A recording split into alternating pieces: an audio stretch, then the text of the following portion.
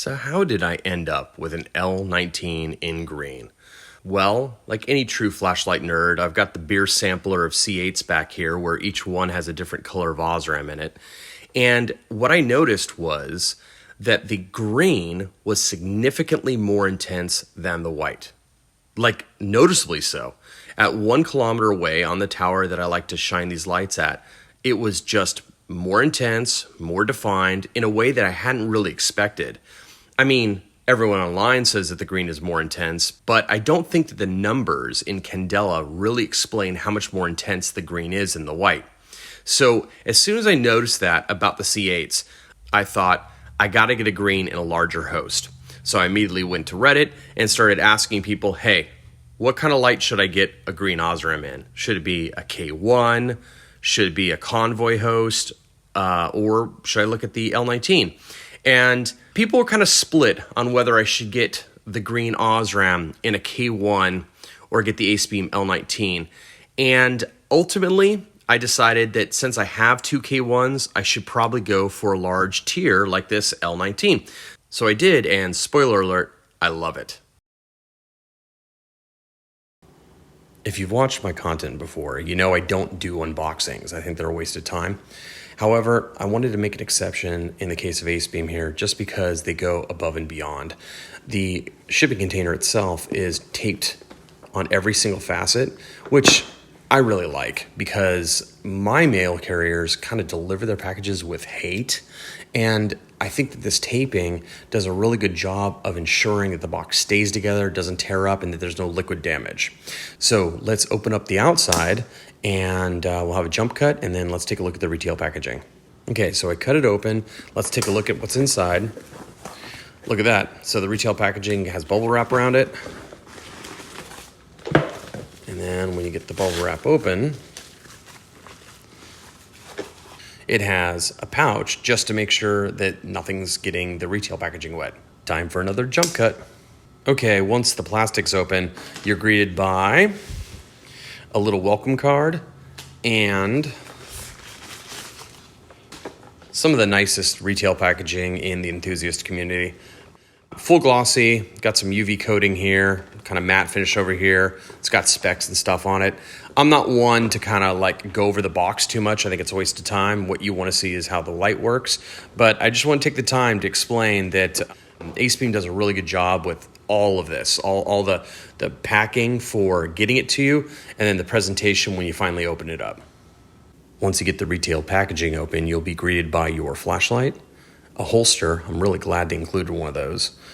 Manual, 5-year warranty, some spare O-rings, a little replacement rubber boot for the tail switch, and a lanyard. Another nice thing that AceBeam does is they put a little protective film at the front of this flashlight, and if you peel this off, that will be the cleanest your flashlight will ever be in its life. Why pick a green emitter for your flashlight? Well, green OSRAM is definitely more intense than the white counterpart, so you're going to get more candela out of it. But there's something else I want to point out. So let's take a look at this little experiment. So let's see how the red OSRAM, blue OSRAM, and green OSRAM stack up against a color chart. So first off, here's some white light. You can see my color chart right here. This is what we're going to be looking at. Let's first look at the red. You can see that when the red light is on, basically everything just turns red. This is what we call monochromatic, and you lose color information when you're using it. Let's take a look at the blue now. And we got the same thing going on. It's monochromatic as well. Now let's take a look at the green OSRAM.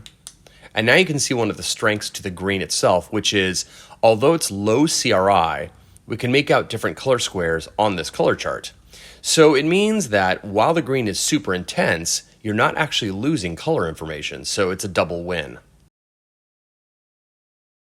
Okay, let's do 4 beam shot comparisons. We're going to go to turbo, or the highest level we can on each of these right away. So I'm going to start with the Convoy C8 Plus, and this is a W1 green. And those palm trees that I'm aiming it at are 110 meters away from where I'm standing. The green has such great intensity. All right. This is the AceBeam L35 on turbo. The beam is much wider.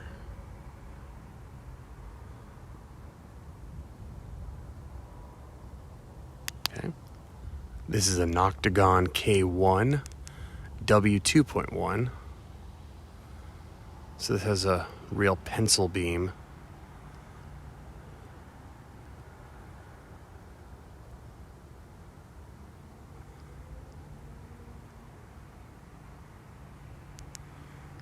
And lastly, here's the AceBeam L19 green, which I find really amazing because the beam is considerably larger than the K1 W2.1, but almost as intense. And the reflector, the tier, is much smaller. This is a much more easily handled light. Let's do a quick side-by-side with the Noctagon K1 and the L19 green. And I'm finding that the beam is just much larger on the L19 green, yet almost as intense. The K1's a little more intense right in the very hot spot, but the corona and spill just can't sustain what the L19's doing. Now let's take a look at a 4-up of all 4 beams in the same location on those trees 110 meters away. Both of the flashlights with the green OSRAM are doing really well. However, the AceBeam L19 has a larger hotspot, and to be more intense with a larger hotspot really says something, which I think we're going to see translated to more candela when we reach the next location. Here we are at location number 2, and I've got a palm tree here in the foreground, and then way across the field, I've got a water tower that's 1 kilometer away on the nose, so exactly 1,000 meters. And let's start with the Convoy C8 Plus green W1. So this is on turbo. I'm lighting up that water tower. I can definitely tell that the beam is illuminating that tower. And let's see this thing on the palm tree close up. Get an idea of hot spot intensity. Close up, and then 1 kilometer away. All right, now let's take a look at the L35. We used that in the last location. If I could only have one thrower, this is probably the one I'd get, just because it's so versatile. It has a huge beam and so many lumens. AceBeam rates the beam at 480 meters, but if you look, we're actually hitting that tower 1 kilometer away. So this is a really good light, and I highly recommend this one as well. Next up, we have the Noctagon K1 W2.1. This is a very, very intense beam, just a pencil thrower, and it clearly hits that tower 1 kilometer away. Let's take a look at it up close. You can see how tiny the hotspot is. Very intense. Now let's see the AceBeam L19 green. And you can see what an intense beam this green emitter is producing on that tower and off. I mean, this light is substantially smaller than something like, let's say, a Convoy L7 with the SBT 90.2. Let's take a look at that one. All right, so this is a Convoy L7. And I think, let me take a look side by side. Yeah, I think that the L19 might be a smidge more intense. I mean, that just shows you how intense these green emitters are. Yeah, this is just a great light, this L19. I mean, this light is a fraction of the size that L7 is, and yet it's out throwing it. Let's take a look at the difference in beam profile between the L19 green's tier, this total internal reflection optic, and let's say the K1 with its standard reflector. So at low ramp here, there we go, this tier has this beautiful hotspot slash corona. There isn't a distinct hotspot and then corona. It's just all kind of one, and it's pretty even. It's just a pretty even intensity all the way across. And then this right here starts the spill, and the spill just kind of graduates out. It starts kind of intense and gradually fades out. And let me move my beam up a little bit here, and you'll see the edge of the spill, which is barely noticeable. So I really love this beam profile, this kind of really usable hotspot slash corona, and then a brighter spill in the center than it is at the edge. Let's take a look at the K1 by comparison. And you can see that the K1 has kind of a very hard center dot with a corona around it, this kind of like warmer looking corona. And then also notice that there's some ring artifacts. This is something I notice in almost every large reflector I have. And the spill is kind of a very even spill from the middle to the outside. And if I tilt up a little bit and then ramp up a little bit on the light here, you'll see that beyond the spill, there's even kind of these ring artifacts that are probably due to the stainless steel bezel. But I see these kinds of ring artifacts on many lights. So again, you got this, let's ramp down so we can see the hot spot and corona without blooming. So there's this hard hot spot, a corona, some rings, a flat even spill, and then, as I said, on higher ramp, you get these kind of like artifacts. But if you compare this to the L19 green, I just love this even hot spot and then this kind of gradient spill towards the edge. I think it's just a really beautiful thing. Let's also point out that there's a pretty big size difference between these two. On screen, you can tell that the L19, the one on the right, is a much smaller optic than the K1 on the left. But in your hands, the difference is just really pronounced. Let's take a look at the size of the L19. It's a compact thrower. I wouldn't consider it a jeans pocketable light. It's too big for that. But definitely a jacket pocketable light at the upper limit anyways. And I find it compact. I find it light. I like the feel of it. Let's see it against a couple others. So if I set this down here for a second, one thing I want to note though that is a nice little touch here is there's these little cutouts, these little kind of crenulations in the tail cap, which line perfectly with the button, and they kind of prevent it from wanting to roll too much. It's not going to stop it a lot, but notice that like when I go like this and push it, it kind of wants to go back to where it was. If you compare that to, let's say, the L35 doesn't have any of that, and I notice that if I kind of push it, it kind of just wants to roll around, so that's something to note. And then you got the C8 Plus here. And let's take a look at these three first before I add any more. I think they're all kind of in the same class. Yes, this has a bigger optic and bezel, but the overall length isn't that much bigger than a C8. So yes, is the C8 smaller? Yes. But do I feel like they're about the same in my hand? And the answer is, yeah, they do. They feel very similar. So I think it's a fair comparison to kind of, pit these three against each other. Then if you look at, let's say, what would be next? Well, we also looked at a K1, an Octagon K1. And the Octagon K1 is considerably larger. It may not look like it lengthwise. Lengthwise, it's only a little bit longer. But if you look at it in hand, what you got going here is a much bigger reflector, much bigger bezel.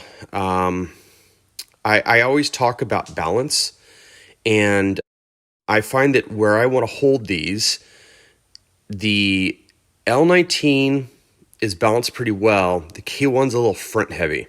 My finger kind of sits around the switch because that's where I'm going to operate it, and there's just a lot of weight forward. So it's not a big deal, but I notice it when I use it. Now, also compared in our video was an L7, which is a really big light. so you can see how much bigger it is.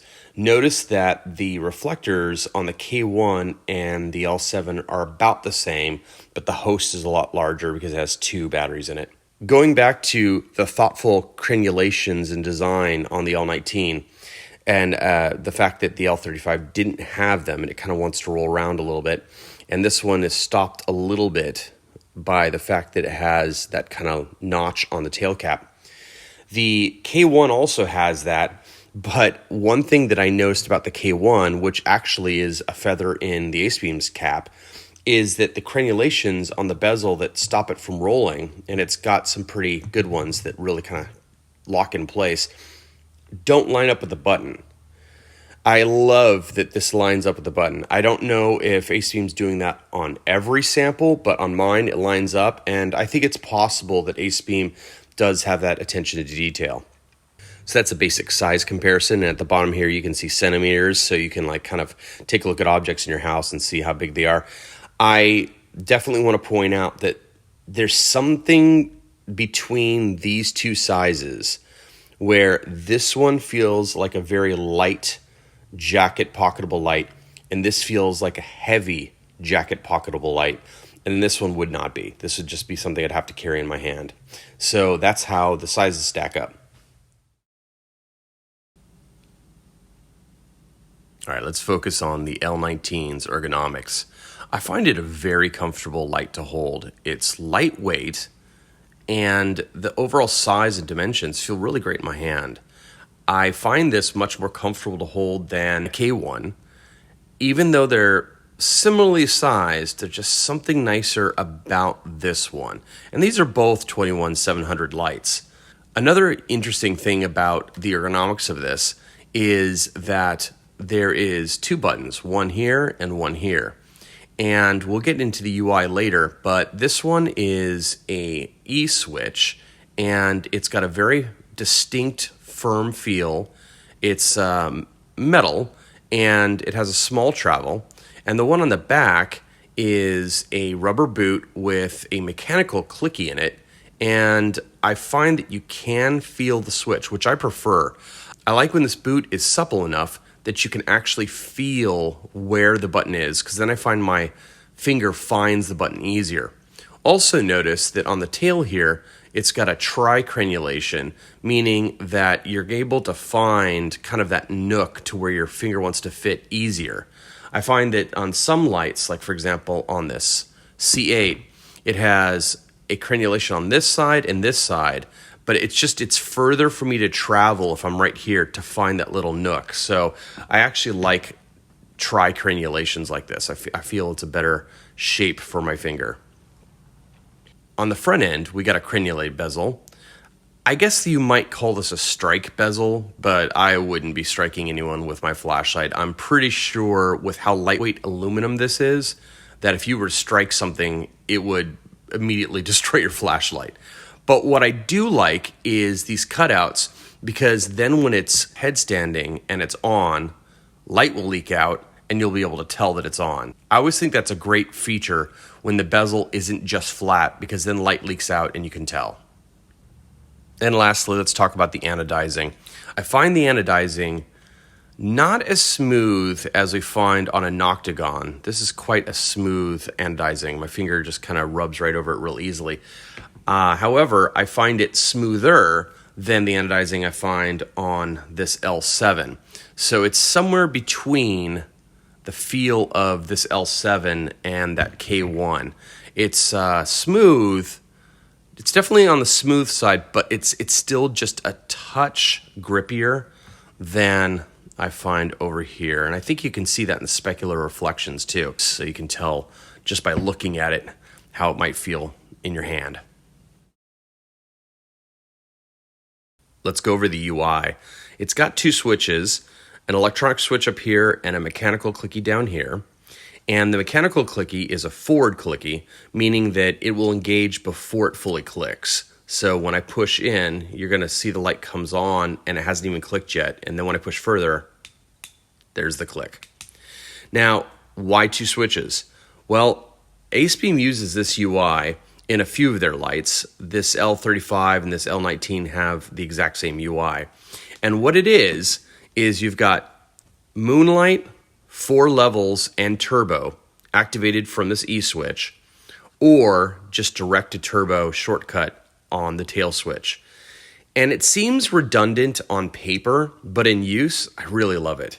Because I find that with throwers, I'm often wanting to hit turbo right away every time. And so you've got a dedicated switch that'll do that.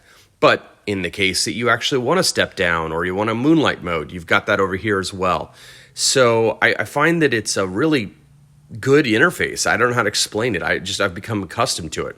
So let's take a look. So to access moonlight, you press and hold the E switch here. And there you go.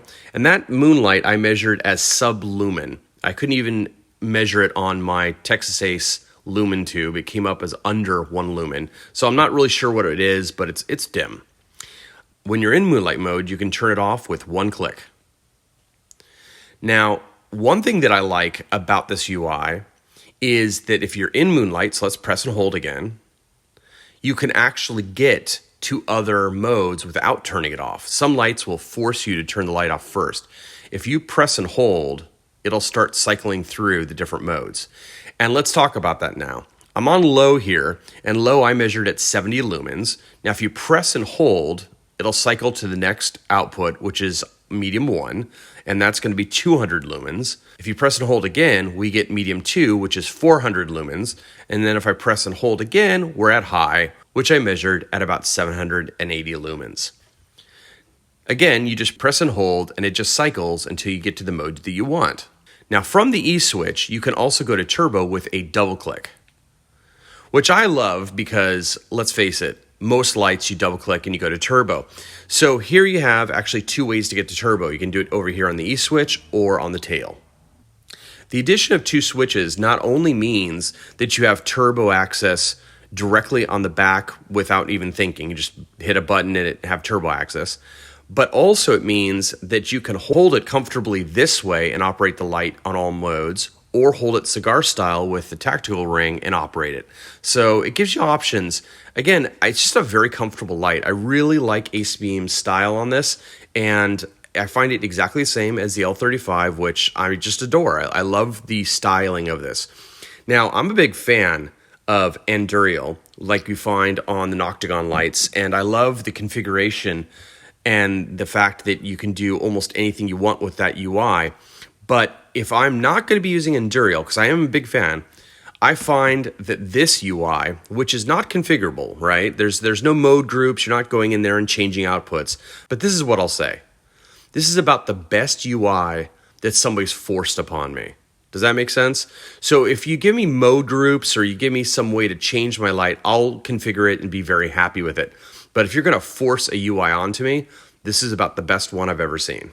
One other thing I should state about AceBeam's design and UI is that with both these lights, they're fully regulated at all levels. So that's something you don't find on most Endurial lights where they have to use a FET to get all the different levels. So that's just a compromise we make. They force a UI on you, but then it's regulated at all levels. So that's really awesome. The last thing I want to say about the UI is that I noticed that since there's a side E switch, these lights are going to have parasitic drain. And I noticed with the L35 that if I untighten the tail cap slightly, it doesn't turn on, it's locked out, so there should be no drain at this point. However, with the L19, I noticed that if I unscrew it slightly, I can still turn it on. So let me go a little further. Yep. So there's some difference in the way it's constructed. I haven't found a great way to mechanically lock this light out. Again, the parasitic drain I'm sure is negligible. This isn't going to matter if you're using your light at least once every month. However, it's something to note if you're going to store this light away for years. Let's take a moment to look at the included case. I like the feel of it. It's got a very tough feel. And on the back, it's got a little Velcro loop here and a D-ring. And it feels like it was probably made for this light specifically, in that when I insert it in, the head fits just right. It comes over. I mean, I think this was designed for this light. Here's my one regret. The hole in the bottom is a little tight, And with the tactical ring installed, when you go to pull it out, it kind of gets stuck right there. Now you can get it out, you got to kind of wiggle it back and forth and yank, but it's just one of those things that every time I put it in the case, when I go to pull it out, it's a little bit of a struggle. Again, so like this, and then it just kind of hits, and then you pull it out. So what I would have loved to have seen is something more like AceBeam did on their L35. Their L35 is a case which is lighter weight. This isn't the same material, it's a little more flexible. But I noticed that when you put their L35 in, again, it's a nice fit. It looks like it's made exactly for this light. But since it's completely enclosed, when you go to pull it out, it's not a struggle. So I kind of wish that the L19 had a case more like this one over here. But again, this is not something that I even expect in lights. Usually the lights come without a case and you're on Amazon trying to hunt to find one, and it's pretty difficult to find one that fits perfectly when you're hunting online like that. So at the beginning of the video, I mentioned that I bought the L19 in green because I was so impressed with the green emitter and how much more intense it was than the white emitters. Also, I was surprised to find out that I could still see so much color using a green beam. But the question remains, if you're in the market for a green beam, should you go with the AceBeam L19 or maybe a green emitter in a larger K1? And that was the debate I was making. So my feelings are, would the beam be a little more intense and go a little further in the K1? And the answer is yes, it would. But what would you be giving up? And I feel like you'd be giving up some ergonomics. I like the feel of this light better. I also feel like the dual mode switches are really awesome. To have that mechanical clicky on the back is really nice. And let's face it, even though the K1 is a little more intense, the fact of the matter is it's just a pencil beam. This tier produces a really lovely beam profile with a larger usable hotspot. And so in my books, this is just a solid recommend to buy.